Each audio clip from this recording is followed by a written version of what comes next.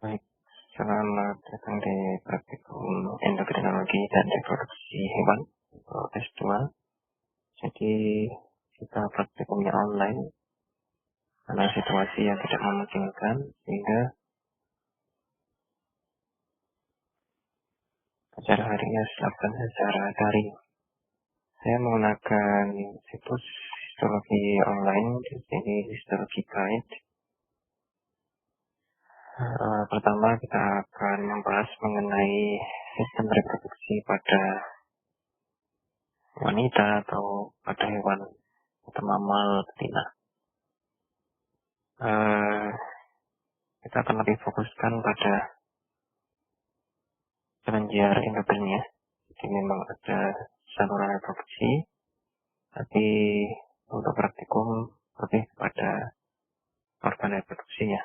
Untuk saluran nanti bisa Anda baca sendiri pada website ini. Linknya sudah saya cantumkan di Elisa sebelah kanan bagian atas.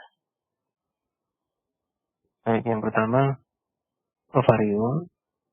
Ovarium itu semuanya sepasang pada hewan betina dan berperan dalam oogenesis dan juga sekresi hormon reproduksi pada wanita, yaitu estrogen dan progesteron. Nah, estrogen itu sendiri ada beberapa jenis. Estrogen itu kumpulan hormon yang paling poten, yang paling kuat itu adalah estradiol pada mamal ya. Yang lain ada estriol dan juga estron. Kita klik di sini di ovarium dengan pengetatan hematoxylin yosin. Oke, nah kita bisa lihat ini adalah preparat histologi dari ovarium.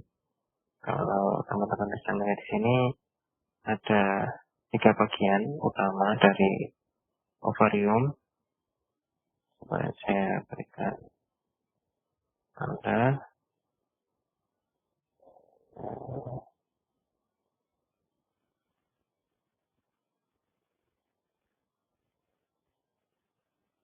Oke, yang paling luar, ini bagian luar, yang mengelilingi ovarium itu adalah kapsula. Sampai sini.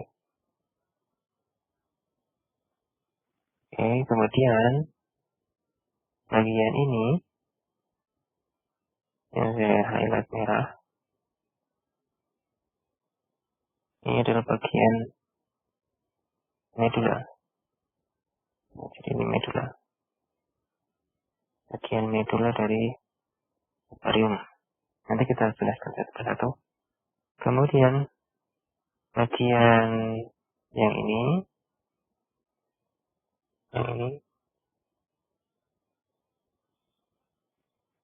semuanya. Ini bagian korteks. Oke.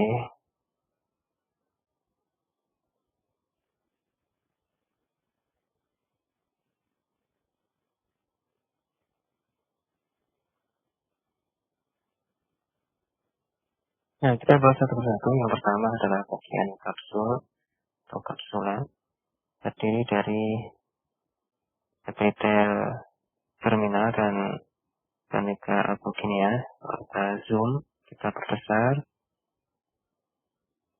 Ya, ini kita perbesar. Ya, berikan tanda dulu.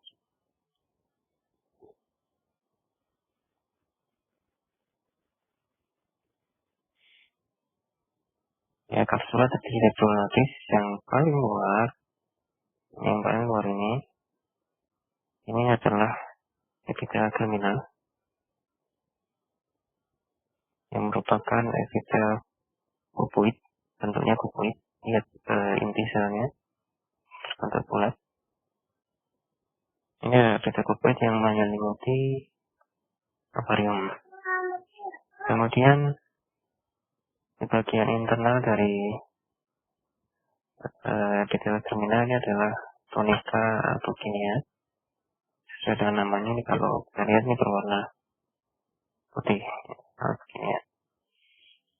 Nah, ini adalah sebenarnya jaringan ikat yang support epitel tadi.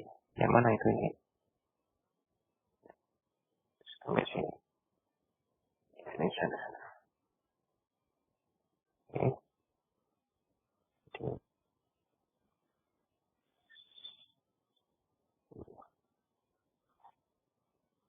Bentuknya irregular. Kita bisa lihat dari intinya jaringan ikat yang menyelimuti ovarium, yang memperkuat struktur dari ovarium. Kemudian masuk pada bagian lebih dalam lagi dari ovarium adalah bagian korteks. Besarnya tadi. Ini adalah bagian korteks. Isinya sebenarnya adalah banyak sekali folikel ovarium. Oke, yang pertama kita lihat folikel ovarium, banyak sekali jumlah dari folikel ovarium ini. Paling awal adalah folikel primordia. Kita lihat. Nah, ini adalah folikel primordia.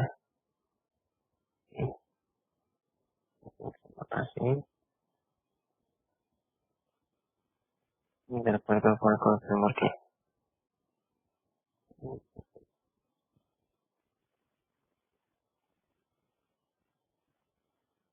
Ini adalah folikel primordia. Cukup besar. Dan terletak biasanya di bagian tepi dari korteks. Ya, berada di dekat tunika apiginea ya. Jadi, area ini.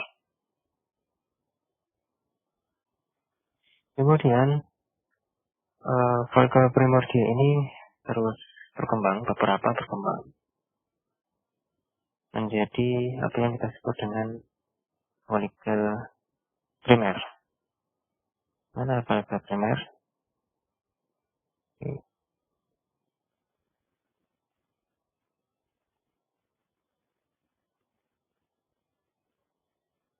Oh ya, sebelumnya untuk folikel primordia dulu, belum saya sampaikan tadi, ia dikelilingi oleh zona pellucida. Zona pellucida itu merupakan glikoprotein yang membatasi antara oosit dengan sel granula yang biasanya menyelimuti atau mengelilingi oosit. Nah, zona pellucida ini bersifat eosinofilik atau acidofilik. Jadi karena kita pakai pengucapannya hematoksin eosin, ya, eosin kan bersifat asam, sehingga zona pellucida ini kalau kita lihat dengan hematoksin eosin akan berwarna merah. Kita bisa lihat yang mengelilingi oosit.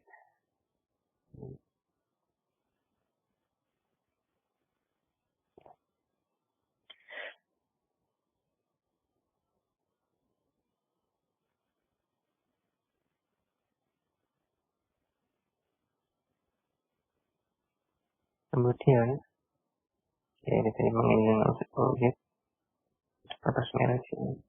Anda bisa perhatikan sendiri. Kemudian di luar dari zona pellucida ada sel-sel folikular yang merupakan sel yang mengelilingi, ya, dalam artian ada sebenarnya mengelilingi dan satu lapis sel folikular yang menyelimuti atau mengelilingi oosit.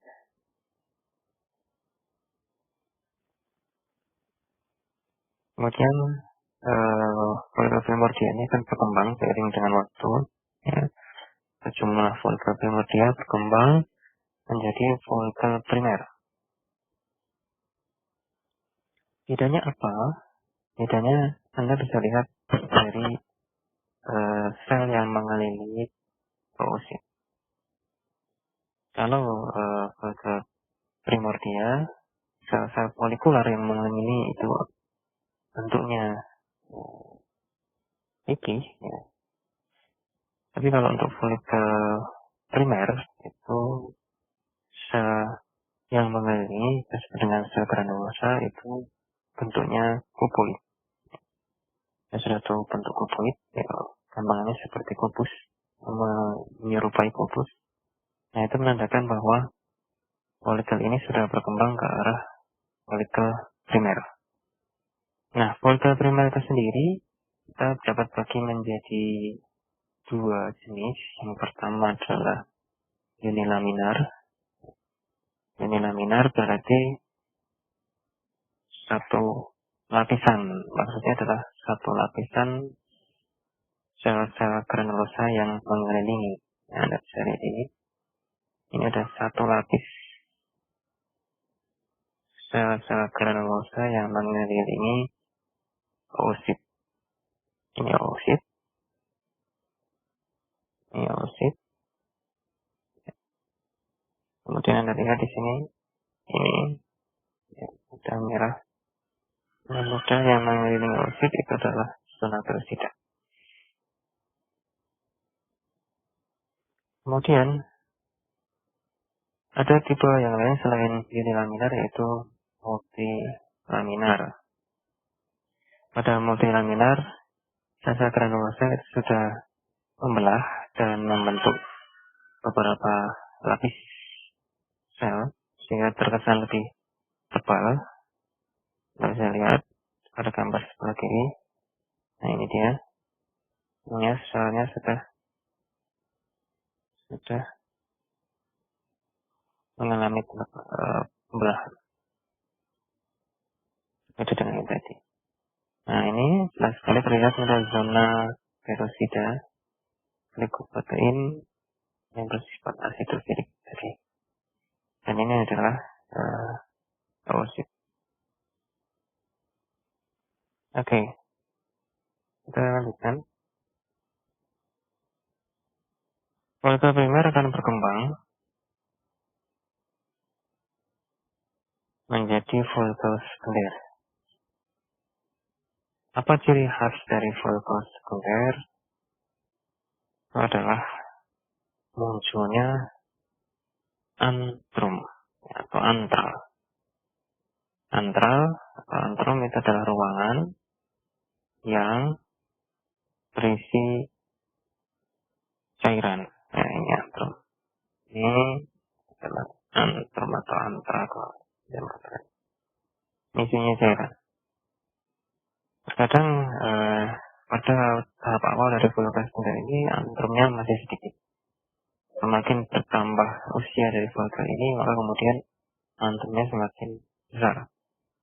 Nah, perkembangan antrum ini sangat tergantung pada satu hormon yang Anda sudah tahu, yaitu hormon FSH atau follicle stimulating hormone, hormon FSH.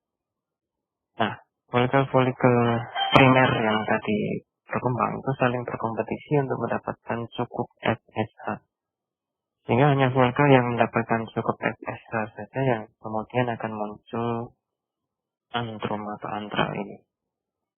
Nah, oleh karena itu fase ini sering kita sebut, fase ini dan ke depan, ada perkembangan ke depan sering kita sebut dengan FSH dependent.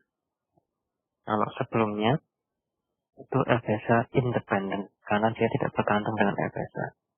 Nah, mulai dari folikel sekunder ini kita sebut dengan FSH dependent, di mana hanya folikel yang mendapatkan cukup FSH saja yang mampu melanjutkan ke fase selanjutnya. Baik, kita lanjutkan. Ini oosit. Oke, ada oosit. Ini oosit.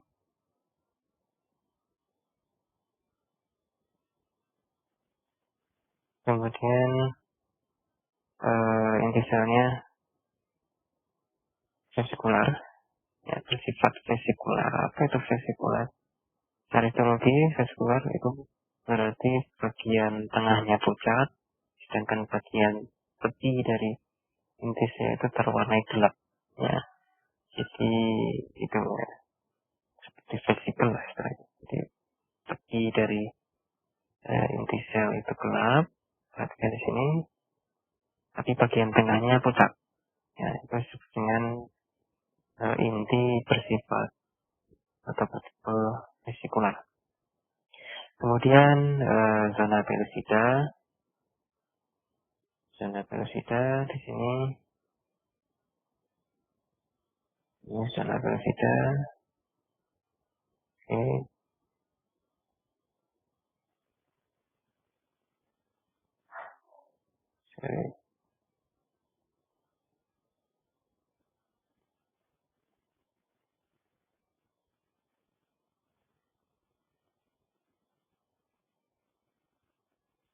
oke, zona pellucida tadi ini. Kemudian jelas sekali terlihat lipoprotein asidofiliknya. Kemudian yang cukup menarik di sini adalah sel-sel granulosa tadi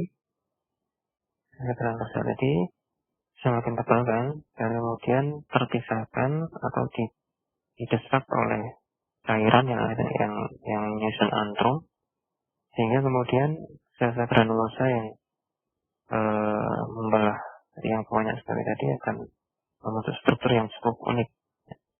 Nah, terbagi menjadi 3. Ya. Yang pertama adalah corona radiata.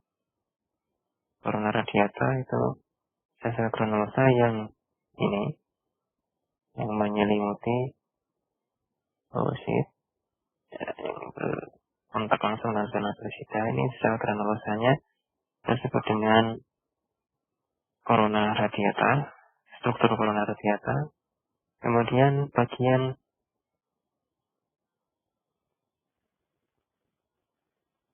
ini, ya, sel-sel granulosa yang menahan atau menghubungkan antara corona radiata dengan bagian tepi dari sel-sel granulosa ini, ya, itu kita sebut dengan gumulus. Sedangkan yang sel granulosa yang mengelilingi antrum, yang mengelilingi, kita sebut dengan stratum granulosum. Oke. Nah, setelah itu kalau kita lihat lebih eksternal lagi, maka kita akan menjumpai sel-sel stroma,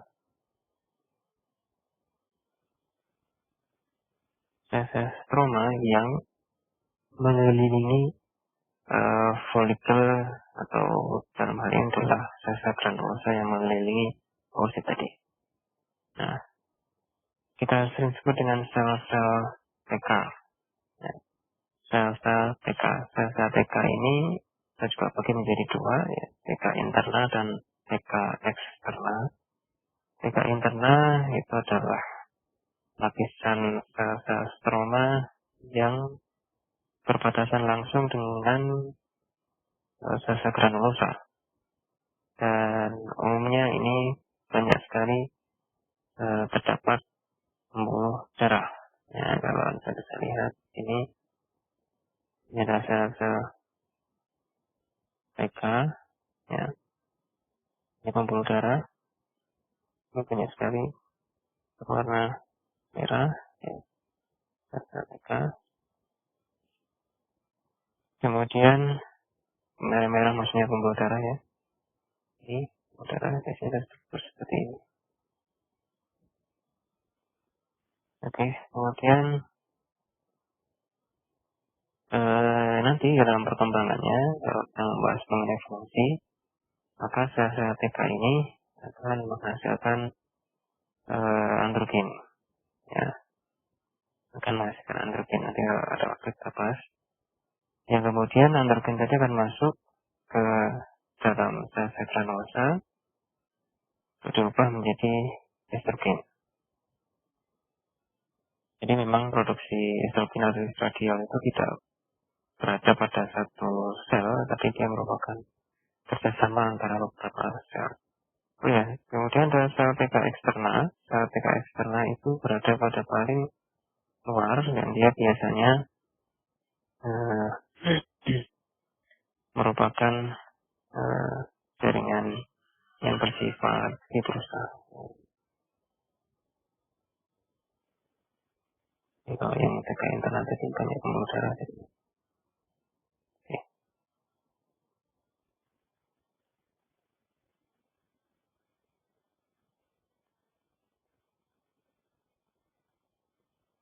Kemudian itu tadi adalah follikel sekunder. Dalam tahap akhir dari follikel sekunder biasanya sering kita agak bingungkan dengan follikel tersier karena batasannya cukup kurang jelas ya. Follikel tersier atau follikel dewasa, kadang ada yang mengatakan follikel tersier itu berbeda dengan follikel dewasa atau develop ya, kadang-kadang di literatur juga sama ya. Intinya ya, maksudnya ketika follikel itu sudah masak, maka kemudian strukturnya begitu besar dengan antrum yang sangat masif. Nah, coba kita lihat. Sorry, ini sinetosnya.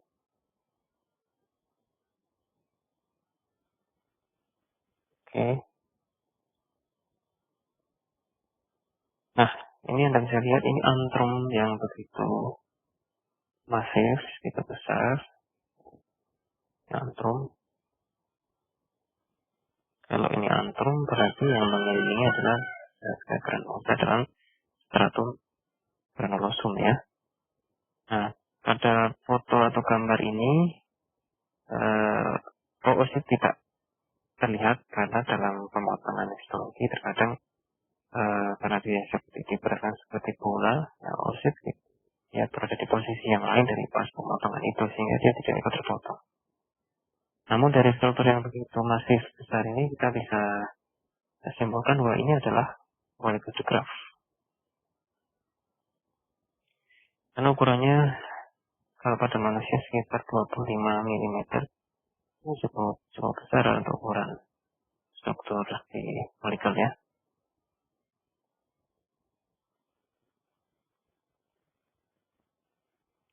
Nah, follicular ini biasanya dia akan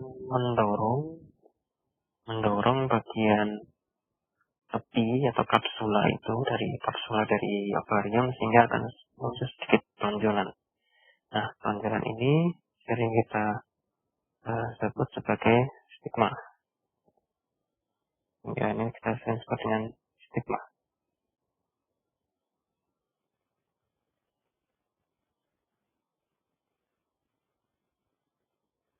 Oke. Kemudian dari struktur ini kita juga bisa melihat sel PTK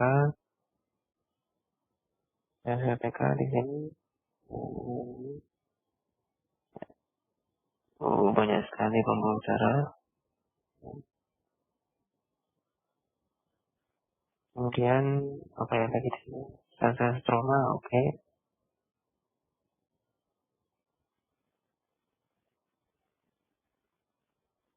Sel stroma ini adalah sel jaringan ikat atau fitrosit.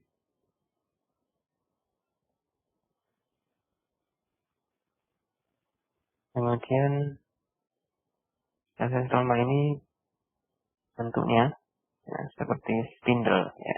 Kalau Anda tahu spindle. Baik, selanjutnya kita masuk pada bagian lain dari ovarium, tapi kalau sedikit kita lihat pada geser sedikit. Nah,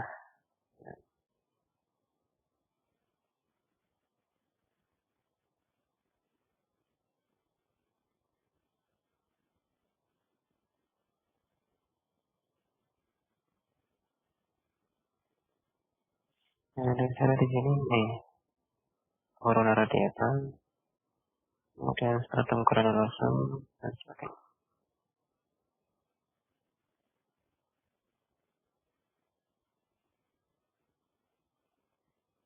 Kemudian kita masuk kepada bagian dalam dari ovarium, yaitu bagian medula.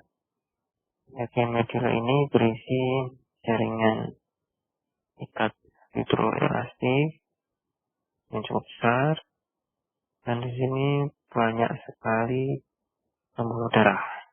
Banyak sekali pembuluh darah, ya, banyak sekali pembuluh darah di sini. Supaya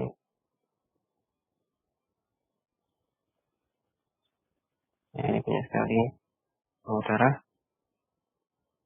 Kemudian juga terdapat pembuluh limfatik dan juga saraf. Seperti di sini dikatakan bahwa di sini sangat jarang terdapat folikel ovarium. Oke.